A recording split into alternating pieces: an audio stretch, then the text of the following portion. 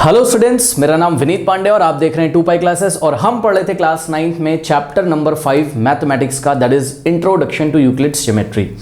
और इस वीडियो में हम स्टार्ट करेंगे एनसीईआरटी एक्सरसाइज 5.1 का क्वेश्चन नंबर 4 से। बट इसके पहले एक इन्फॉर्मेशन, अगर इसके पहले के वीडियोस आपने नहीं देखे हैं, ठीक है बच्चों, तो पेन कमेंट चेक करिए। पेन कमेंट क्या होता है? जो कमेंट सबसे ऊपर आ रहा है उसको पेन कमेंट बोलते हैं। ये नए बच्चों के लिए बता रहा हूँ, जो बच्चे अभी भी वीडियो पे पहुंचे होंगे। देखिए बच्चों, पेन कमेंट जो होगा सबसे ऊपर आ रहा होगा, वहाँ रीड मोर लिख के आ रहा होगा। रीड मोर पे क्लिक करिए ना, बहुत सारे लिंक्स ओपन होके आएंगे। वहाँ introduction to Euclid's geometry NCERT लिख के आ रहा होगा, उस पर क्लिक करिए तो पूरा प्लेलिस्ट आपके मोबाइल में ओपन होके आ जाएगा, ठीक है। अच्छा, अगर अभी भी आप चैनल पे बच्चों न्यू आए तो मैं आपको बता दूं, इस चैनल पे आपको क्लास 9th का फिजिक्स, केमिस्ट्री एंड मैथमेटिक्स का बहुत ही क्वालिटी कंटेंट मिल जाएगा। साथ में यहाँ पर मतलब एनसीईआरटी के भी सॉल्यूशंस मिल जाएंगे, ठीक है। चैप्टर भी पढ़ाया हुआ है। और एक बहुत इंपॉर्टेंट चीज़ आप लोग जो मिस करते हो, दैट इज एनसीईआरटी एग्जाम्पलर। बहुत सारे बच्चे एग्जाम्पलर नहीं पढ़ते हैं। एनसीईआरटी एग्जाम्पलर आप लोग क्यों नहीं पढ़ते हो भाई? एनसीईआरटी एग्जाम्पलर आप ज़रूर पढ़ें, ठीक है। उसमें बहुत अच्छे क्वेश्चंस दिए रहते हैं बेटा। उससे आपके कॉन्सेप्ट्स बहुत अच्छी तरीके से क्लियर होंगे। सर एनसीईआरटी एग्जाम्पलर क्या होती है? बहुत सारे बच्चे पूछते हैं, तो सुनो। जैसे आपकी एनसीईआरटी की बुक है ना बेटा, जितने चैप्टर्स एनसीईआरटी में उतने ही आपको एनसीईआरटी एग्जाम्पलर में मिलेंगे। सीबीएसई ने आपकी प्रैक्टिस के लिए बुक लगा के रखी है। एनसीईआरटी एग्जाम्पलर में आपको केवल क्वेश्चंस मिलेंगे, तो ध्यान दें, एनसीईआरटी एग्जाम्पलर जरूर करें। अच्छा, इसके क्वेश्चंस थोड़े से टफ होते हैं एनसीईआरटी एग्जाम्पलर के, ठीक है। तो इसके सॉल्यूशंस को बेटा हमने अपने यूट्यूब चैनल पे अपलोड किया हुआ है। कहाँ मिलेगा? पिन कमेंट चेक करिए, आपको मिलेगा। फिर भी जिन बच्चों को लिंक नहीं मिलते, सर चैप्टर कहाँ से पढ़ें, सर एनसीईआरटी कहाँ से करें, सर एग्जाम्पलर कहाँ से करें, तो मेरा नाम विनीत पांडे और मेरा व्हाट्सअप नंबर आप लोग ले सकते हो 7503644171।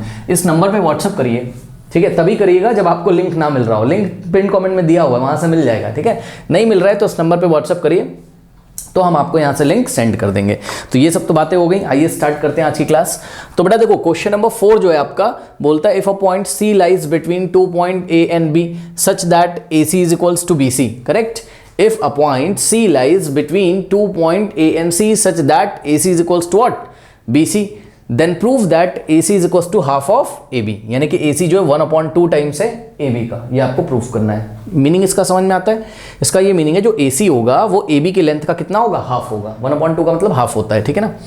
Explain by drawing figure, figure draw करके आपको एक्सप्लेन करना है। अब ध्यान दे जरा, यहाँ पर देखिए सॉल्यूशन में हम क्या करेंगे, यहाँ पे हम यूक्लिड्स के कुछ एक्सियम्स का यूज करेंगे जो कि लास्ट क्लासेस में हमने पढ़ा हुआ है। तो सबसे पहले हम क्या करते हैं, सबसे पहले हम देखते हैं बेटा, यहाँ पे एक फिगर बना लेते हैं, करेक्ट।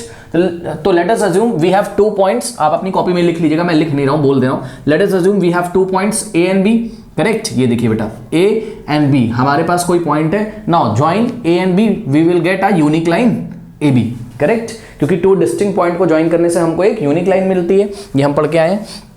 अब सुनिए, इसके बाद let us assume there is a point C, there is a point C on line AB, correct. ये देखिए बेटा, ये देखिए लाइन AB पे एक पॉइंट क्या है? C है। तो ये फिगर बन के तैयार हो गया कि नहीं हो गया? जो इन्होंने आपको बोला था क्वेश्चन में कि C lies between 2 points A and B, वो बात भी सच हो गई। चेक कर लो, ये जो C है वो पॉइंट A और B के बिटवीन में, बिटवीन मतलब बीच में। बीच में का क्या मतलब होता है? बीच में का मतलब ये है कि बीच में कहीं पे भी हो सकता है, बीच में कहीं पे भी हो सकता है। कुछ बच्चे सोच रहे होंगे सर आपने क्या पॉइंट C को A और B के मिड में बनाया है? हाँ बनाया तो है मैंने मिड में, क्योंकि आपको कहीं ना कहीं प्रूफ भी करना है क्या? AC is equals to BC, AC is equals to BC। अगर आपको ये प्रूफ करना है कि AC का लेंथ BC के इक्वल है, करेक्ट, तो भाई C को AB का मिड पॉइंट होना पड़ेगा, ये चीज है। लेकिन पता है देखने से कुछ नहीं होता, वो कह रहा प्रूफ करो, यानी कि AC is half of AB। ये जो AC का लेंथ है ये AB का क्या है? हाफ है। भाई AC अगर AB का हाफ हो जाएगा तो इसका मतलब C क्या है? AB का मिड पॉइंट है। तो ये चीज आपको प्रूफ करनी है। अब कैसे प्रूफ करेंगे? कुछ भी प्रूफ करना होता है, ठीक है, इसको हम डिडक्टिव रीजनिंग से करेंगे। डिडक्टिव रीजनिंग क्या होती है? जिसमें हम कुछ एक्सियम्स या पोस्टुलेट का यूज करते हुए रीजनिंग करते हुए अपने कंक्लूजन तक पहुंच जाते हैं। तो यहाँ पे देखिए, कोई भी चीज आपको प्रूफ करनी होगी तो जो गिवन क्वांटिटी है आपको उसकी हेल्प लेनी होगी। तो गिवन क्या है बताइए? AC is equals to BC। भाई गिवन है ना, हमने थोड़ी ना बोला, क्वेश्चन में बोल रहा है, कह रहा है कि AC is equals to BC, यानी कि जो AC का लेंथ है वो BC के इक्वल है। और ऑब्वियसली वेल नोन है यार कि अगर AC BC के इक्वल है तो AC जो है हाफ ऑफ AB होगा। लेकिन कह रहा प्रूफ करके दिखाओ, है ना। तो चलिए प्रूफ करके दिखाते हैं, क्योंकि एक्सप्लेन करना हमको, ठीक है ना। तो here given AC is equals to BC, correct. यहां पे देखिए फर्स्ट स्टेप में हमने क्या लिखा? AC is equals to BC, ठीक है ना। ये आपको गिवन है, तो ब्रैकेट में आप क्या लिख सकते हो? Given, correct. अब बेटा एक बात बताओ, ध्यान से चेक करो। देखो देखो देखो, पहले ना रफ वर्क में आ जाओ। यहाँ रफ वर्क में आ जाओ, चीटिंग कर लो। क्या चीटिंग करोगे बता रहा हूँ आपको, सुनो मेरी बात ध्यान से। ये मैं हटा दे रहा हूँ एक्सप्लेन बाय फिगर, यहाँ मुझे जगह चाहिए थोड़ी सी। ध्यान से बेटा जरा चेक करो, आपको प्रूफ क्या करना है, AC is equals to half of AB, ये आपको प्रूफ करना है। सुनो ये आपको प्रूफ करना है, सुन लीजिए। किसी भी इक्वेशन में अगर हम बोथ साइड सेम नंबर से मल्टीप्लाई करें तो उस इक्वेशन पे फर्क नहीं पड़ता है। सुन लीजिए, किसी भी इक्वेशन में अगर हम सेम साइड मतलब लेफ्ट हैंड साइड और राइट हैंड साइड दोनों साइड अगर हम सेम नंबर से मल्टीप्लाई करें चाहे डिवाइड करें तो उस इक्वेशन पे फर्क नहीं पड़ता है, याद रखिएगा। तो हमने क्या किया बेटा, ध्यान से चेक करो, ये जो AC is equals to half AB दिया था ना, इसमें हमने क्या किया, लेफ्ट हैंड साइड और राइट हैंड साइड दोनों तरफ हमने 2 से मल्टीप्लाई कर लिया। ये लीजिए 2 से लेफ्ट में और 2 से राइट में हमने मल्टीप्लाई कर लिया। कोई डाउट है बताइए। तो ये देखिए बेटा 2 से 2 क्या हो गया, कैंसिल हो गया। अब 1 इंटू AB तो AB हो जाएगा वापस से, और यहाँ पर क्या हो जाएगा 2 इंटू AC। ये लीजिए बेटा, बात समझो जरा, बात समझो। अगर आप किसी तरीके से ये लेके आ जाए, क्या 2 times AC is equals to AB लेके आ जाए, अगर किसी तरीके से ये रिजल्ट आ गया, ये रफ वर्क में हम ना हिंट ले रहे हैं हमें करना क्या है, ठीक है। अगर 2 times AC is equals to AB आ गया तो आप नेक्स्ट स्टेप में क्या करोगे, डिवाइडिंग बाय 2 बोथ साइड। क्या मैंने बोला, किसी इक्वेशन में बोथ साइड अगर 2 से डिवाइड कर दो या 2 से मल्टीप्लाई कर दो या किसी भी नंबर से डिवाइड या मल्टीप्लाई कर दो तो उस इक्वेशन पे फर्क नहीं। 2 से क्यों, क्योंकि यहाँ पे 1/2 दिख रहा था ना, इसलिए 2 से, वो आप समझ रहे होगे। तो बेटा देखो, अगर ऐसा ले आओगे कहीं पे, ठीक है, 2 times AC is equals to AB, अगर ऐसा आ गया आपके पास तो हम फर्दर क्या करेंगे, 2 से बोथ साइड क्या कर देंगे, डिवाइड कर देंगे। यहाँ 2 से 2 क्या हो जाएगा, कट जाएगा, और AC is equals to AB by 2 यानी कि हाफ ऑफ AB आ जाएगा। AC बाय 2 का मतलब, सॉरी AB बाय 2 का मतलब हाफ ऑफ AC। भाई चेक करो ना, AB इंटू 1 वापस AB हो जाएगा अपॉन में 2। ये देखिए ये ऐसा आ जाएगा, यानी कि बेटा आपको इसके पीछे पढ़ना है। क्या लेके आना है किसी तरीके से, बोलिए 2 times AC is equals to AB लेके आना है। ये लाने के लिए सर क्या करें, क्या करें, क्या करें, क्या करें। तो बेटा देखो, ये जो इक्वेशन दी हुई है ना, सुन लो, किसी इक्वेशन में बोथ साइड आप सेम क्वांटिटी ऐड करो तब भी फर्क नहीं पड़ेगा। किसी इक्वेशन में बोथ साइड आप सेम क्वांटिटी सब्ट्रैक्ट करो तब भी नहीं फर्क पड़ेगा। किसी इक्वेशन में सेम साइड अगर आप किसी नंबर से मल्टीप्लाई करो तब भी फर्क नहीं पड़ेगा, किसी नंबर से डिवाइड करो तब भी फर्क नहीं पड़ेगा। बहरहाल तो यहाँ पे बेटा देखो जरा, AC BC के इक्वल है, ठीक है। तो आप यूक्लिड्स का एक्सियम लगा दो। क्या बोला था उसने, याद करिए, if equals are added to equals, मतलब अगर 2 थिंग्स इक्वल हैं, 2 चीजें अगर इक्वल हैं, उसमें अगर हम both side equal quantity add कर देते हैं तो जो होल आता है, होल्स आर इक्वल, होल्स मतलब जो रिजल्ट आता है वो भी आपस में क्या होता है, इक्वल होता है। तो बेटा एक बात बताओ, AC is equal to BC अगर गिवन है तो हम बोथ साइड क्या ऐड करें, दिमाग लगाओ, AC ऐड करेंगे, बोथ साइड AC ऐड करेंगे। क्यों सर AC ऐड करेंगे, इसलिए बेटा क्योंकि हमें 2AC चाहिए ना। तो 2AC आपको कब मिलेगा, सोचो, जब लेफ्ट में कितने AC हो जाएं, 2AC। तो हमने क्या किया, हमने बोला क्या, हमने बोला adding AC to both side, adding AC to both side. ये जो आपके पास equation AC is equals to BC, इसमें हमने क्या किया, AC को बोथ साइड ऐड किया। पहले AC is equals to BC था, अब हमने क्या किया, AC में AC, लेफ्ट में भी AC ऐड किया और राइट में भी। कोई दिक्कत है बताइए। अब अच्छा, इसका रीजन बेटा दे देना जरा, क्या इसका रीजन क्या है बताइए, if equals are added to equals wholes are equal. Okay, नहीं समझ में आई बात भाई। If equals are added to equal मतलब 2 चीजें अगर इक्वल हो, उसमें अगर बोथ साइड आप इक्वल क्वांटिटी ऐड कर दो, तो बोथ साइड हमने इक्वल क्वांटिटी AC को ऐड किया, AC को लेफ्ट में, AC को राइट में, तो जो रिजल्ट आया, लेफ्ट वाला रिजल्ट क्या आया, AC प्लस AC, और राइट वाला रिजल्ट क्या आया, BC प्लस AC। ये भी आपस में क्या हो जाएंगे, इक्वल हो जाएंगे। कोई डाउट है बताइए। अच्छा एक बात बताओ, BC प्लस AC को हम AC प्लस BC भी तो लिख सकते हैं, नहीं समझ में आई बात।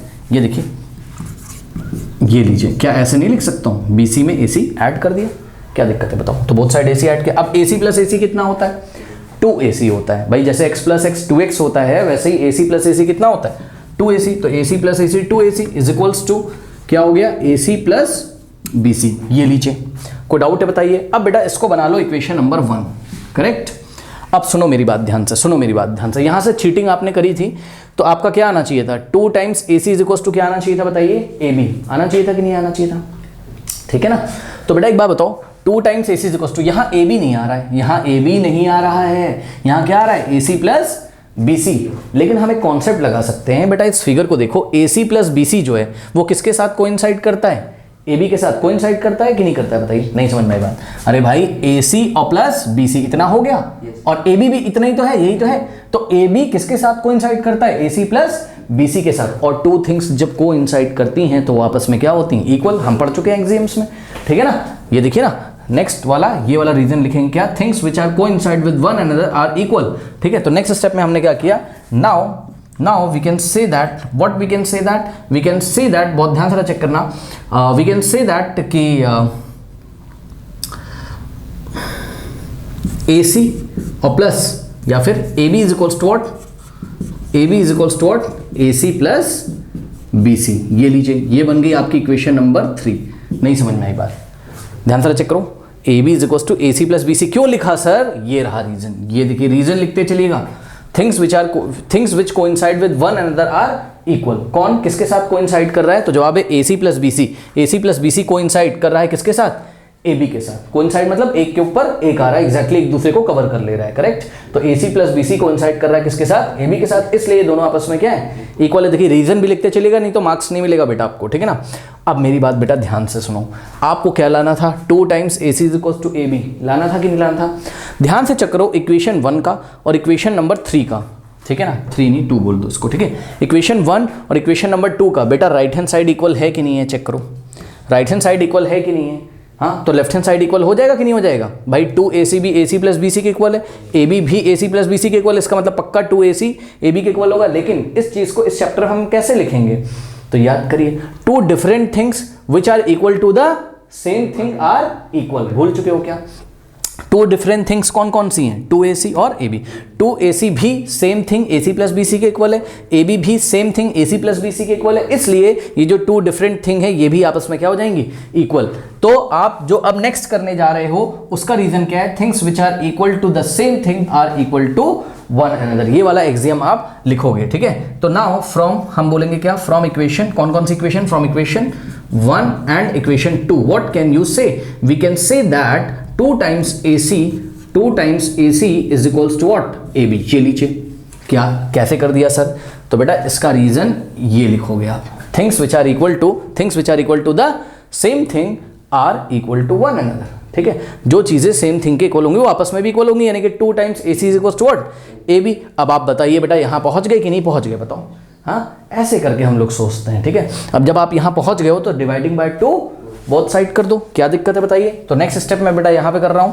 अभी तक आपके पास क्या आ गया, 2AC is equals to AB, तो डिवाइडिंग बाय 2 बोथ साइड, 2 से लेफ्ट में 2 से राइट में डिवाइड कर दिया, 2 से 2 बेटा कट जाएगा, तो दिस इंप्लाइज कि AC इज इक्वल्स टू, अब यहां पर आप इसको क्या लिख सकते हो, 1/2 टाइम्स AB। क्यों सर, क्योंकि AB इंटू 1 वापस क्या हो जाएगा, AB अपॉन में 2 हो जाएगा। तो इसको आप ऐसा भी लिख सकते हो, AB बाई 2 को 1/2 इंटू AB या फिर हाफ ऑफ AB भी लिख सकते हो, कोई दिक्कत है बताइए। हैंस प्रूफ्ड, ठीक है। तो इस तरीके से आपको डिडक्टिव रीजनिंग करते हुए चलना है, ओके, कर लीजिए। क्वेश्चन नंबर 5 देखिए, बट क्वेश्चन नंबर 5 देखने से पहले आपको हमारी वीडियो से क्वेश्चन नंबर 4 देखना बहुत जरूरी है, बहुत जरूरी है। तो इसके पहले वाला क्वेश्चन अगर आप छोड़ के आ गए हो ना, प्लीज उसको वॉच कर लीजिए, तभी ये क्वेश्चन समझ में आएगा, अदरवाइज ये फिर बाउंस करेगा, ठीक है ना। चलो देखो जरा बेटा, क्वेश्चन नंबर 5 में आपको क्या बोलता है, क्वेश्चन नंबर 5 में आपको बोलता है, in the above question point C is called the mid point of line segment AB। अभी हमने क्या किया था बताइए, अभी हमने इसके पहले वाला जस्ट क्वेश्चन था, उसमें हमने आपके सामने देखिए प्रूफ कर दिया था। क्या प्रूफ कर दिया था बताइए, कोई 2 पॉइंट थे A और B, है ना, और पॉइंट C इनके बिटवीन में था, करेक्ट। और कंडीशन क्या गिवन थी बेटा, AC is equals to what, BC। और हमने क्या प्रूफ कर दिया था, हमने प्रूफ कर दिया था AC is equals to what, half of BC, यानी कि जो AC है वो AC जो है वो AB का हाफ है भाई। इसका मतलब पक्का क्या, C क्या है, AB का मिड पॉइंट है। मिड पॉइंट कौन सा पॉइंट होता है, मिड पॉइंट ऐसा पॉइंट होता है जो दिए गए लाइन सेगमेंट को 2 इक्वल पार्ट्स में डिवाइड करता है। तो ये पॉइंट C AB को 2 इक्वल पार्ट्स में डिवाइड कर रहा है, यानी कि AC इज इक्वल टू क्या है, BC। अगर AC 2 सेंटीमीटर है तो BC भी 2 सेंटीमीटर होगा, AC अगर 5 है तो BC भी 5 होगा, एंड जो भी वैल्यूज हैं आप इमेजिन कर सकते हो, ठीक है ना। तो वो यही कह रहे हैं, आपसे कह रहे हैं, in the above question point C is called the midpoint of a line segment AB। हाँ भाई ठीक है, बहुत बढ़िया, C is a midpoint of the line segment AB। हाँ भाई मान गए। कह रहा prove that every line segment has one and only one mid point, ठीक है ना। कह रहा है कि दुनिया का कोई भी लाइन सेगमेंट हो उसका केवल एक ही मिड पॉइंट होता है। क्या ये सही कह रहे हैं कि नहीं, हाँ भाई कह तो सही रहे हैं, दुनिया का कोई भी लाइन सेगमेंट हो अगर आपके पास तो उसका केवल एक ही मिड पॉइंट होता है। ये क्या कह रहे हो सर, समझ में नहीं आया, तो सुनो बेटा ध्यान से चेक करो। मान लो आपके पास कोई लाइन सेगमेंट है, ये देखिए, ठीक है ना, मान लीजिए कोई लाइन सेगमेंट AB है, हमने बोला कि इसका मिड पॉइंट C है, करेक्ट, इसका मिड पॉइंट क्या है, C है। अब एग्जाम्पल के तौर पे मान लीजिए कि जो AB का पूरा लेंथ है वो 10 सेंटीमीटर है, कितना है, 10, मान लो AB पूरा कितना है, 10, और C मिड पॉइंट है, तो AC कितना हो जाएगा बेटा, AB का हाफ यानी कि 5 सेंटीमीटर, और BC कितना हो जाएगा, ये भी 5 हो जाएगा। बिल्कुल सही बात है कि नहीं बताइए। तो आप खुद दिमाग लगाओ ना, एक ही ऐसा मिड पॉइंट, इस लाइन सेगमेंट का एक ही मिड पॉइंट होगा पक्का। लेकिन सुनो, मान लो कि इसके 2 मिड पॉइंट है, दिमाग लगाओ, मान लो कि इसके 2 मिड पॉइंट है। कुछ बच्चे कह रहे हैं सर नहीं इसके 2 मिड पॉइंट है, वैसे तो नहीं होगा पर फिर भी तुम अगर मानना हो तो मान लो। तुमने बोला सर इसका मिड पॉइंट सी भी है, ठीक है, और इसका मिड पॉइंट डी भी है। भाई ये कैसे पॉसिबल होगा, चेक करो। अगर सी यहाँ पर है तो 5 हो जाएगा आपका ए से सी तक, ठीक है ना, और 5 हो जाएगा आपका बी से सी तक, ये 5 हो गए, ठीक है ना। तो अब खुद दिमाग लगाओ ना कि अगर हम AD निकालें तो AD 5 से थोड़ा सा कम ही तो आएगा। लेट अस से 4 आ रहा है, AD कितना आ रहा है, लेट अस से 4 आ रहा है या 4.5 आ रहा है, कुछ भी आ रहा है। तो AD अगर 4 आ रहा है तो D कैसे AB का मिड पॉइंट हो जाएगा, क्योंकि अगर AD आपका 4 आ रहा है तो BD कितना बचेगा, 6, सही है ना भाई, टोटल 10 था, ठीक है ना। तो AD अगर आपका 4 है तो BD कितना बचेगा, 6। तो बताओ D कैसे AB का मिड पॉइंट हो जाएगा, क्योंकि इसको 2 बराबर भागों में बांट ही नहीं रहा है। यानी कि इस लाइन सेगमेंट का केवल एक ही मिड पॉइंट है और वो कौन है, C। मतलब दुनिया का कोई भी लाइन सेगमेंट हो उसका केवल एक ही मिड पॉइंट होता है। हाँ भाई ये बात हमें पता तो है। कह रहा प्रूफ करो, क्या कह रहा है, कह रहा है प्रूफ करो। अच्छा कैसे प्रूफ करें, तो देखो जरा कैसे प्रूफ करेंगे, ध्यान से समझो, सुनो ध्यान से। हम इसको प्रूफ करेंगे डिडक्टिव रीजनिंग से, यानी कि कॉन्ट्राडिक्शन मेथड से। कॉन्ट्राडिक्शन मेथड में हम क्या करते थे, याद करिए, जो हमको प्रूफ करना है उसका जस्ट ऑपोजिट अज्यूम करके चलते थे, उसका जस्ट उल्टा हम केस अज्यूम करके चलेंगे, उसका जस्ट रिवर्स केस, आपके रिवर्स तो नहीं, जस्ट उसका जस्ट ऑपोजिट केस हम अज्यूम करके चलेंगे। और अज्यूम करके जब चलेंगे तो क्या करेंगे, कुछ डिडक्टिव रीजनिंग करेंगे। कुछ डिडक्टिव रीजनिंग किसकी हेल्प से करोगे, यूक्लिड्स के पोस्टुलेट से या तो एक्सियम से। वो डिडक्टिव रीजनिंग जब आप करोगे तो आप क्या देखोगे कि आपका अजम्पशन क्या हो गया, गलत हो गया। इसका मतलब आप फोर्स हो जाओगे ये मानने पे कि आपका अजम्पशन गलत है, यानी कि क्या सही है, तो जो माना था उसका ऑपोजिट सही, यानी कि जो सही था वही सही है। सुनो, तो हम क्या बोलेंगे यहाँ सॉल्यूशन में, हम बोलेंगे if possible let us assume, सबसे पहले क्या लिखेंगे, if possible let us assume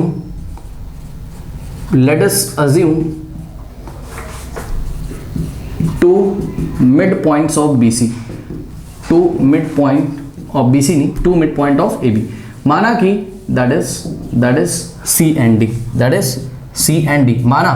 अगर पॉसिबल, हमारा अजम्पशन क्या बताओ, हमने क्या मान लिया कि अगर पॉसिबल है तो हम मान के चल रहे हैं कि AB के कितने मिड पॉइंट्स हैं, C and D, और ये अजम्पशन देखिएगा अभी आपका गलत हो जाएगा। तो फिगर कैसे बनेगा, सोचो। मान लो कि तुमने मान लिया है कि AB के 2 मिड पॉइंट्स हैं, कौन कौन से, C और D। मान लो ना, मानने में क्या जा रहा है, ठीक है। अब सुनो, जो चीज़ तुम मान लेते हो वो ट्रू होती है, जो चीज़ तुम मान लेते हो वो ट्रू होती है। मतलब कैलकुलेशन कह रहा हूँ, डिडक्टिव रीजनिंग करते टाइम तुम इसी को मान के, इसी के आधार पर रिजल्ट लिखोगे, इसी के बेसिस पर रिजल्ट लिखोगे, सही है। तो अब मेरी बात ध्यान सुनो, मेरी बात ध्यान सुनो, देखो जा, let us first take point C, let us first take या first consider point C, first consider point C। आप पहले पॉइंट C को बेटा कंसीडर करो। एक बात बताओ, अगर तुम पॉइंट C को कंसीडर करोगे तो तुम तो बोल ही चुके हो ना कि C भी इसका मिड पॉइंट है और D भी, ये तुम अज्यूम कर चुके हो। तो अगर C बेटा इसका मिड पॉइंट है तो बहुत ध्यान से चेक करो, इसको भी छुपा लो, जब C की बात करो उसको छुपा लो। इसका मतलब AC इक्वल्स टू क्या है, BC। अब बोलेगा सर देखने में तो नहीं लग रहा है, आपके देखने से क्या होता है, जो अजम्पशन आपने माना है वैसे ही तो करोगे ना। हाँ, C और D को मिड पॉइंट माना है तो एक बार C को कंसीडर करो, एक बार D को कंसीडर करो। तो अभी C को कंसीडर कर रहे हैं, तो C अगर AB का मिड पॉइंट है तो ध्यान से बेटा चेक करो, AC इज इक्वल्स टू क्या हो जाएगा बताइए, BC। हो जाएगा कि नहीं हो जाएगा बताइए, AC इज इक्वल्स टू क्या हो जाएगा, BC।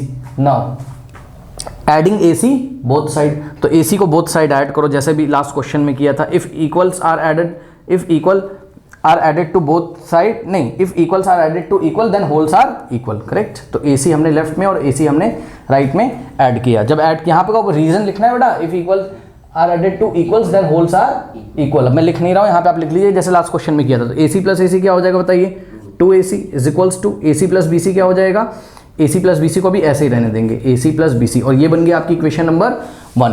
अब from the figure AC plus BC किसके साथ कोइंसाइड कर रहा है, चेक करो, AC और BC किसके साथ कोइंसाइड कर रहा है, AB के साथ, है ना। इसका मतलब क्या हो जाएगा, इसका मतलब हो जाएगा AB is equals to what, AC plus BC। इसका रीजन क्या है, things which coincide with one another are equal. उसके बाद अब हम क्या लिखेंगे बताइए, याद करिए, from equation 1 and 2, from equation 1 and 2। बहुत ध्यान से बेटा चेक करो, दोनों के राइट हैंड साइड इक्वल हैं, the things which are equal to the same things are equal, यानी कि क्या हो जाएगा, 2 times AC is equals to क्या हो जाएगा, AB, ठीक है ना। और डिवाइडिंग बाय 2 बोथ साइड आप करोगे तो AC इज इक्वल्स टू क्या हो जाएगा, हाफ ऑफ AB।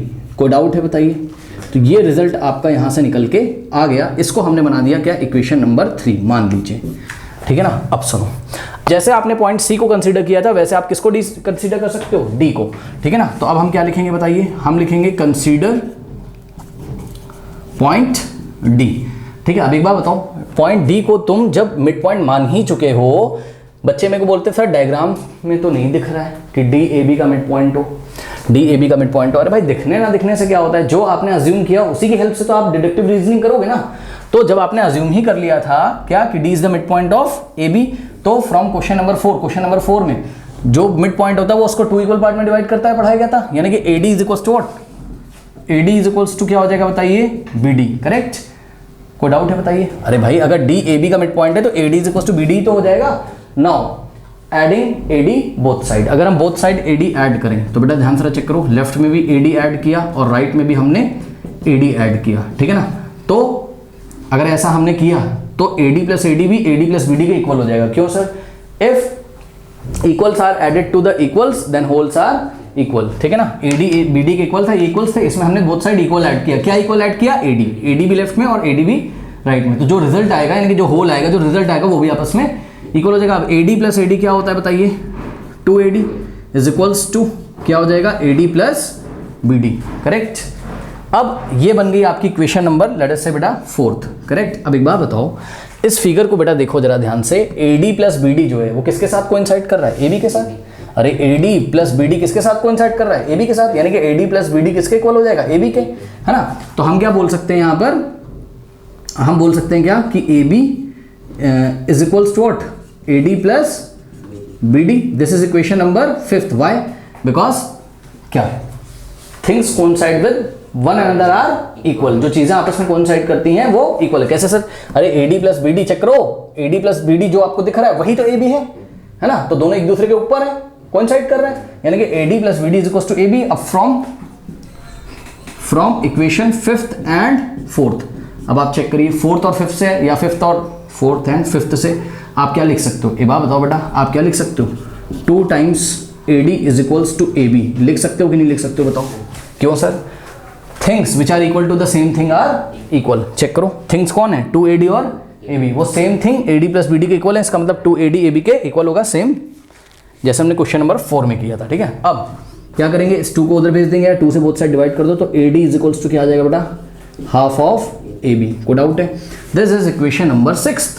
अब सुनो ध्यान से, सुनो ध्यान से, बहुत ध्यान से सुनो बेटा। एक बात बताओ जरा, देखो AD भी हाफ ऑफ क्या है, AB है, AC भी हाफ ऑफ क्या है, AB है। तो इसका मतलब AD AC के इक्वल हो जाएगा कि नहीं हो जाएगा, या AC AD के इक्वल हो जाएगा कि नहीं। क्यों सर, क्यों सर, या तो आप क्या बोल सकते हो, things which are equal to the same thing are equal, या फिर आप क्या बोल सकते हो, things which are equal to the half of the same things are equal. आप एक्सियम नंबर अपना कौन सा देखिए बेटा, 7 देखिए, पेज नंबर 81 पे क्या बोलता है, things which are half of the same things are equal to one another. Okay, things मैं यहां लिख रहा हूं,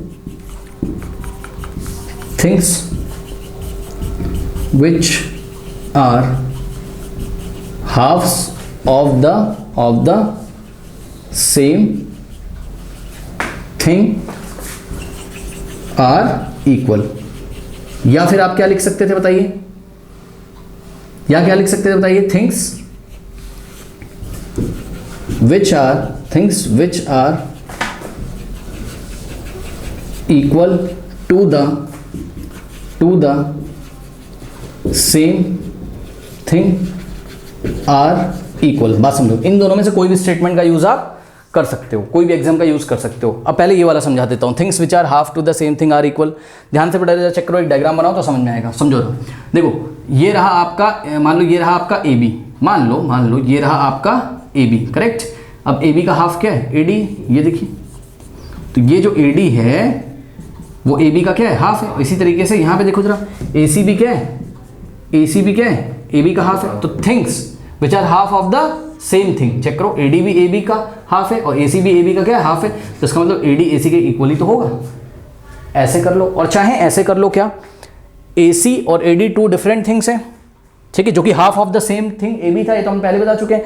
AD और AC 2 डिफरेंट थिंग्स हैं जो कि सेम क्वांटिटी के इक्वल हैं। चेक करो, ये भी हाफ ए बी के इक्वल है, ये भी हाफ ए बी के इक्वल है। तो तब आप अगर ऐसा करोगे तो आप क्या लिख सकते हो, things which are equal to the same thing are equal. ये दोनों स्टेटमेंट में से कोई भी स्टेटमेंट का यूज करने के बाद फाइनल स्टेप में आप क्या बोल सकते हो बेटा, इसको हम थोड़ा सा हटा रहे हैं यहाँ से क्वेश्चन, ठीक है ना। तो फाइनल स्टेप में आप बोल सकते हो फ्रॉम इक्वेशन नंबर, बहुत ध्यान से चेक करिएगा, ठीक है ना, फ्रॉम इक्वेशन, कौन कौन सी इक्वेशन, थर्ड और सिक्स्थ, है ना, फ्रॉम इक्वेशन 3 एंड 6। और रीजन क्या है, रीजन यहाँ लिख दिया, क्या हो जाएगा बताओ, A C is equals to क्या हो जाएगा, A D, A C is equals to क्या हो जाएगा, ए डी। ओके, एक बात बताओ बेटा, जब ए सी ए डी के इक्वल हो जाएगा, अरे अब फिगर देखो बेटा, अगर ए सी किसके इक्वल है, ए डी के इक्वल है, ऐसा तभी पॉसिबल है, सुन लो सुन लो सुन लो सुन लो, ए सी ए डी के तभी इक्वल होगा, ऐसा तभी पॉसिबल है, ध्यान चेक करो फिगर में, ए सी ए डी के इक्वल तभी है बेटा पॉसिबल जब इस सी को खिसका खिसका के कहां ले आओगे, डी के ऊपर, यानी कि जहां सी है वहीं क्या है, डी है, तभी तो चेक करो ए सी इज इक्वल टू क्या हो जाएगा, A D.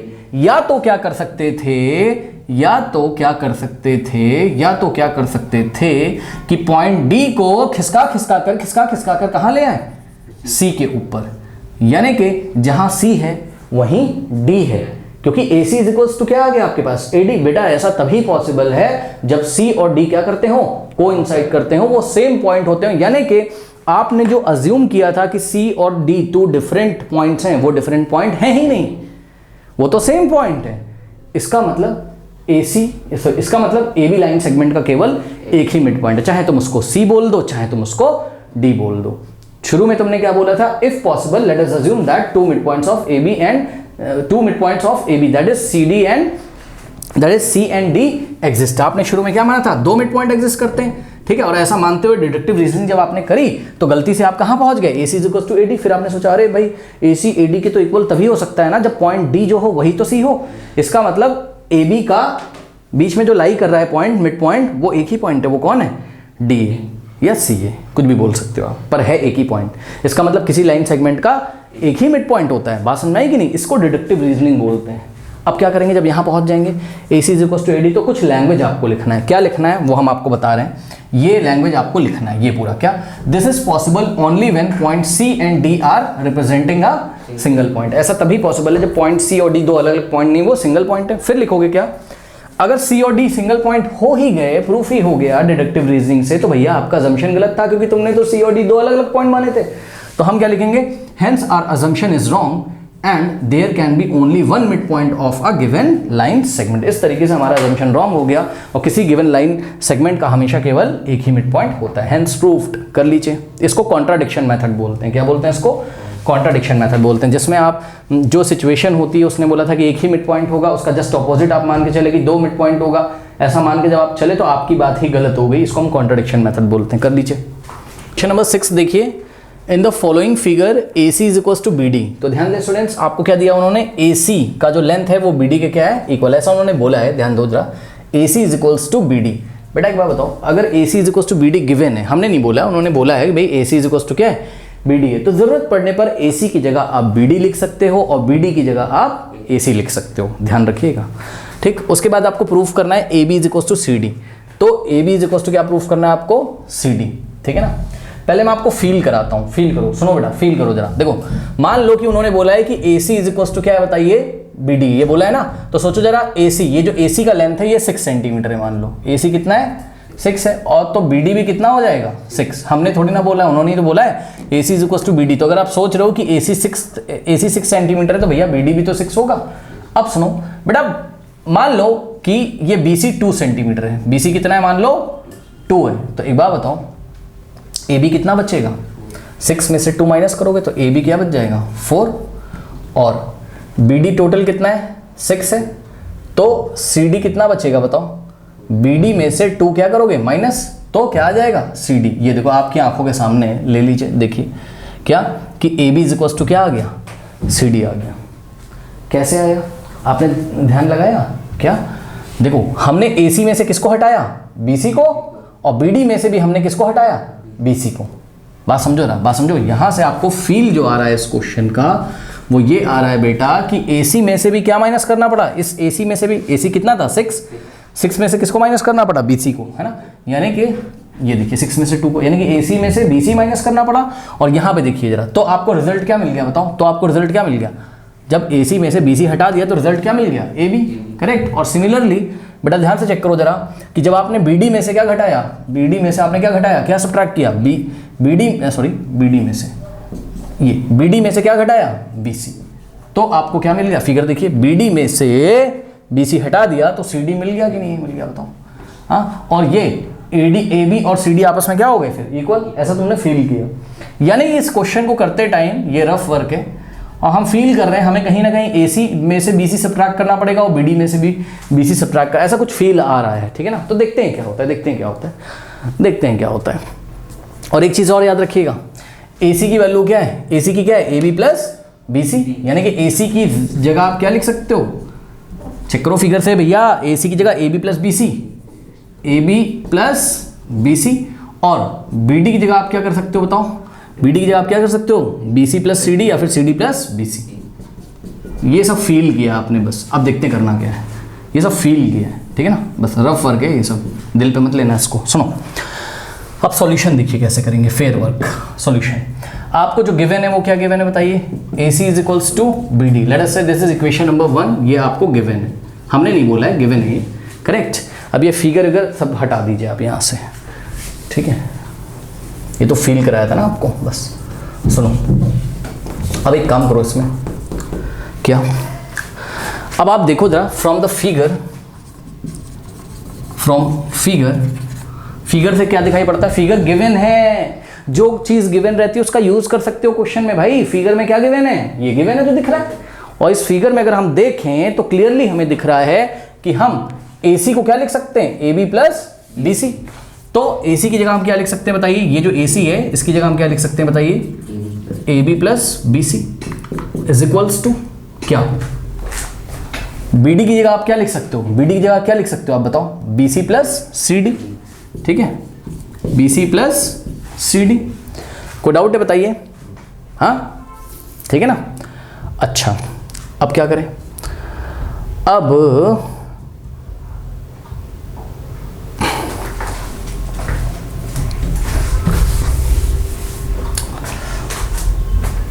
Now students figure से देखिए आपको क्या दिख रहा है, AC की वैल्यू क्या है फ्रॉम फिगर, ध्यान से चेक करिएगा, AC इज इक्वल्स टू क्या है बेटा, ये AC इज इक्वल्स टू क्या है, AB प्लस BC, फिगर से दिख रहा है ना। और जो फिगर में दिया है भाई वो गिवन कौन, मतलब वो गिवन सिचुएशन है, तो उसकी तो आप हेल्प ले सकते हो, जो भी आपको गिवन है, फिगर गिवन है, कोई रिलेशन गिवन है, सबका यूज करते हुए आप इसको प्रूव कर सकते हो। तो AC की जगह आप क्या लिख सकते हो, AB प्लस BC, करेक्ट, ये बन गया आपकी इक्वेशन नंबर 2। और इसी तरीके से बेटा BD की जगह आप क्या लिख सकते हो, बहुत ध्यान से चेक करो, BD की जगह आप क्या लिख सकते हो, बोलो फटाक से, BC प्लस CD, ठीक है ना। तो यानी कि फिगर से हम देख सकते हैं BD is equals to what, BC plus CD, सही है। अब ध्यान से बेटा जरा चेक करो, फ्रॉम इक्वेशन नंबर 1 से देखो AC की जगह क्या लिख सकते हो, BD, और जरूरत पड़ने पर BD की जगह क्या लिख सकते हो, AC, करेक्ट। तो हमने क्या किया, ये जो आपका सेकंड यहां पे बना था ना, क्या BD is equals to BC plus CD, हमने यहाँ क्या किया, BD की जगह क्या लिख दिया हमने, AC, ठीक है। तो इसको आप बना लो क्या, थर्ड। तो now from equation 1, equation third become equation 3 क्या बन जाएगी आपकी बताइए, इक्वेशन 3 क्या थी आपकी, BD is equals to BC plus CD, लेकिन फ्रॉम 1 से BD की जगह तुम क्या रख सकते हो, AC, तो ये वाले BD की जगह तुमने क्या रख दिया, AC, और ये जो इक्वेशन है इसको हमने बोल दिया फोर्थ इक्वेशन। अब आप चेक करो बेटा, सेकंड को चेक करो और फोर्थ को चेक करो, फोर्थ को चेक करो, ठीक है। क्या, ये देखिए, things which are equal to the same thing, दिख रहा है, AB प्लस BC भी किसके इक्वल है, AC के, और BC प्लस CD भी किसके इक्वल है, AC के। इसका मतलब AB प्लस BC किसके इक्वल हो जाएगा, BC प्लस CD के। नहीं समझ में बात, ये देखिए, things which are equal to the same things are equal, तो ध्यान रखिएगा, ठीक है ना। तो अब हम क्या लिखेंगे, फ्रॉम देखो कुछ बच्चे बोलेंगे कि सर ये तो क्लियरली दिख रहा है, सुनो भाई, यूक्लिड्स का एग्जाम लगाओगे ना, एग्जाम में लिखोगे कि नहीं लिखोगे बताओ, हाँ इसीलिए तो पढ़ाया गया है, ठीक है ना, दिख तो रहा है, क्या दिक्कत है। From equation second and fourth, from equation second and fourth we can say that what, बताइए, A B plus B C, A B plus B C is equals to what, B C plus C D. और reason क्या है, things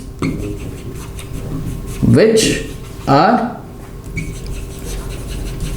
equal to the same things are equal,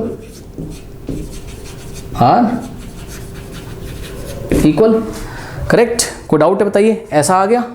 अब सुनो, तुमको क्या proof करना था, A B is equal to क्या प्रूफ करना था, सी डी, सही है। लेफ्ट में क्या आ गया बताओ, A B plus B C, right में भी क्या है, B C plus C D. तो आपको दोनों तरफ बी सी एक्स्ट्रा दिख रहा है कि नहीं दिख रहा है। बच्चे बोलेंगे सर काट दो, नहीं ऐसा नहीं काटेंगे, काटने को तो कट जाएगा, जब कट जाएगा बी सी से बी सी तो क्या बचेगा, A B is equal to C D. लेकिन ऐसा नहीं करेंगे, हम लगाएंगे क्या, हम लगाएंगे यूक्लिड्स का एक्सियम, क्या, if equals are subtracted from equals then remainders are also equal. मतलब if equals are subtracted from equals, मतलब अगर दो चीजें आपको इक्वल दी हों और उसमें से आप इक्वल सब्ट्रैक्ट कर दो दोनों साइड, तो जो रिमाइंडर होगा यानी कि जो रिजल्ट आएगा वो भी आपस में क्या होगा, इक्वल होगा, ठीक है ना। तो हमने क्या किया, हमने ए बी, अब हमने क्या किया, subtracting B C from both side. और इसको बेटा इक्वेशन नंबर 5 बोल दो, subtracting B C in equation number 5 from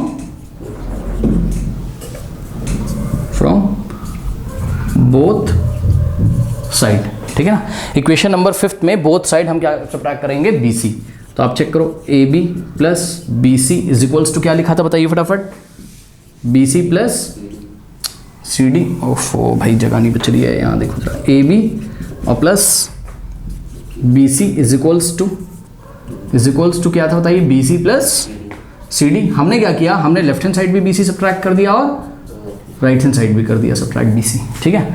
और रीजन इसका ये रहा, if equals are subtracted from equals then remainders are equal. तो जब हमने सब्ट्रैक्ट कर दिया लेफ्ट हैंड साइड से BC तो जो आया, और राइट हैंड साइड से BC plus CD minus BC किया तो जो आया, तो जो रिमाइंडर होंगे वापस में क्या होंगे, इक्वल। इसीलिए हमने बीच में क्या लिख दिया है, इक्वल का साइन लगा दिया। अब कोई दिक्कत नहीं, BC माइनस BC 0 हो जाएगा, कट जाएगा, तो AB इज इक्वल्स टू क्या जाएगा, BC पॉजिटिव है और BC नेगेटिव है, कैंसिल हो जाएगा, तो AB इज इक्वल्स टू क्या आ गया बताइए, CD। हेंस प्रूफ्ड, यही प्रूफ करना था, AB is equals to CD, correct. कोई डाउट है बताइए, कर लीजिए। क्वेश्चन नंबर 7 देखिए, थोड़ा सा थ्योरेटिकल क्वेश्चन है ये। कह रहा है why is axiom 5 in the list of Euclid's axiom consider a universal truth, ठीक है ना।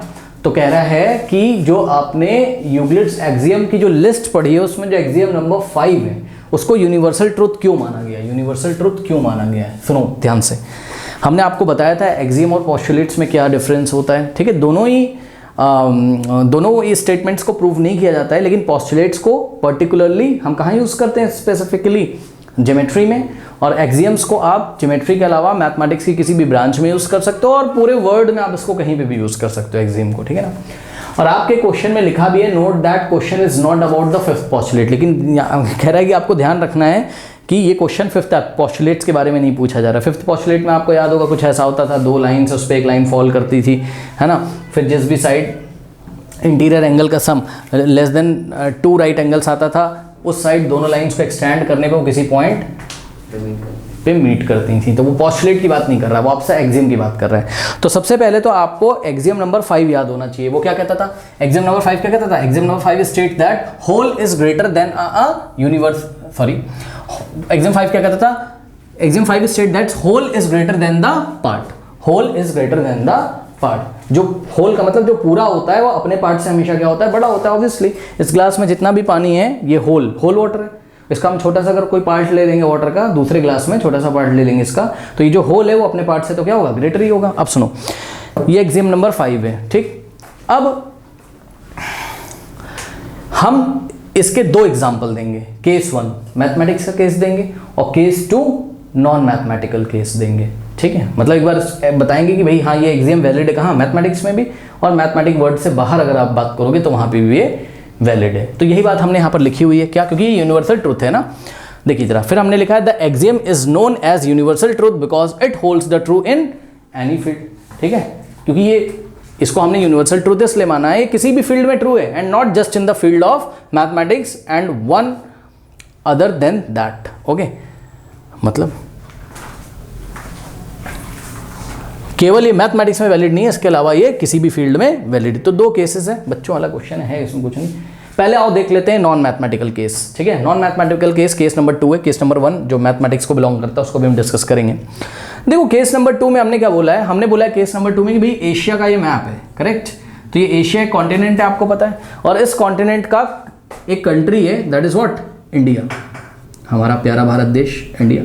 तो ये देखिए जरा, ठीक है ना, मैप वैप या गड़बड़ बन जाए सब इग्नोर करो।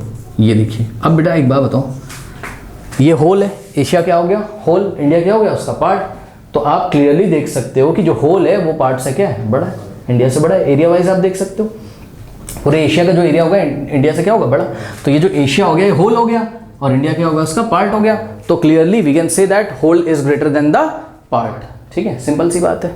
तो यही बात है, कुछ यहाँ लिखी हुई मैं पढ़ देता हूँ, आप लोग अपनी कॉपी में लिख लीजिएगा। Let us consider the continent Asia, thus we can consider country India which belongs to Asia. India is a part of Asia and it can also be observed that Asia is greater than India. Asia India से बड़ा है, that is why we can say that the whole is greater than the part.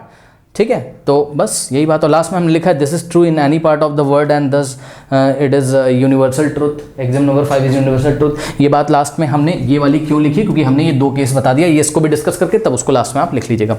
तो बेटा case number 1 में हमने क्या बोला, हमने बोला लेट टी कोई क्वांटिटी है, let T represents a whole quantity, है ना, only A B C are parts of it. हमने क्या बोला, हमने कहा कि भाई टी कोई मैथमेटिकल क्वांटिटी है जिसके पार्ट्स केवल 3 पार्ट्स हैं, क्या, ए बी और सी। ठीक है ना, तो ऑब्वियसली टी के अगर 3 पार्ट्स हैं बेटा, तो इसमें से आप क्या इक्वेशन बना सकते हो, सोचो टी किसके इक्वल हो जाएगा, a plus B plus C के। भाई खुद दिमाग लगाओ, जब a प्लस बी प्लस सी करेंगे यानी कि a b c आपस में तीनों को ऐड करेंगे तभी तो टी मिलेगा। ठीक है, होल है जिसके पार्ट्स क्या है, केवल 3 पार्ट है, कौन से, ए बी सी। तो T is equal to A plus B plus C. अब बेटा एक बात बताओ, ध्यान से चेक करो, अगर T A plus B plus C के इक्वल है तो दिस इंप्लाइज व्हाट, कि टी पक्का ग्रेटर होगा किससे, ए से। दिस इंप्लाइज व्हाट, टी पक्का ग्रेटर होगा किससे, बी से। और दिस इंप्लाइज व्हाट, टी पक्का ग्रेटर होगा किससे, सी से। ये ए बी सी क्या थे, ये ए बी सी क्या थे, ये ए बी सी क्या थे, टी के पार्ट्स थे। तो आप देख लो टी क्या है, होल है। टी क्या है, यहाँ पर होल को रिप्रेजेंट कर रहा है। टी किसको रिप्रेजेंट कर रहा है, होल क्वांटिटी को, और ए बी सी क्या है, उसके पार्ट्स है। तो बेटा आप क्लियरली देख लो, अगर T is equal to A plus B plus C है, ये इक्वेशन है अगर आपके पास, तो T is greater than A, T is greater than B, T is greater than C, यानी कि टी ए से भी बड़ा है, बी से बड़ा है और सी से बड़ा है। तो आप क्लियरली देख रहे हो, ये जो होल है टी, वो पार्ट ए से भी बड़ा है, होल जो है वो बी पार्ट बी से भी बड़ा है, और होल पार्ट सी से भी बड़ा है। कोई दिक्कत है बताइए, हाँ ओके। और एक क्वेश्चन और पूछना चाहता हूं यहीं पे, एग्जाम नंबर 5 आपको क्या देता है, तो जवाब है एग्जाम नंबर 5 आपको ग्रेटर देन की डेफिनेशन देता है। ये हमने आपको पढ़ाया था, आ तो गई ग्रेटर देन की डेफिनेशन की, होल अपने पार्ट से हमेशा क्या होता है, ग्रेटर, ठीक है ना, ग्रेटर होता है। तो इस तरीके से ग्रेटर देन की डेफिनेशन का भी जन्म हुआ। तो एग्जाम में आपसे पूछ भी सकता है कि एग्जाम 5 से आपको कौन सी डेफिनेशन पता चलती है, तो जवाब है एग्जाम 5 से हमें कौन सी डेफिनेशन पता चलती है, याद रखिएगा कौन सी डेफिनेशन पता चलती है, ग्रेटर देन की, ग्रेटर देन की,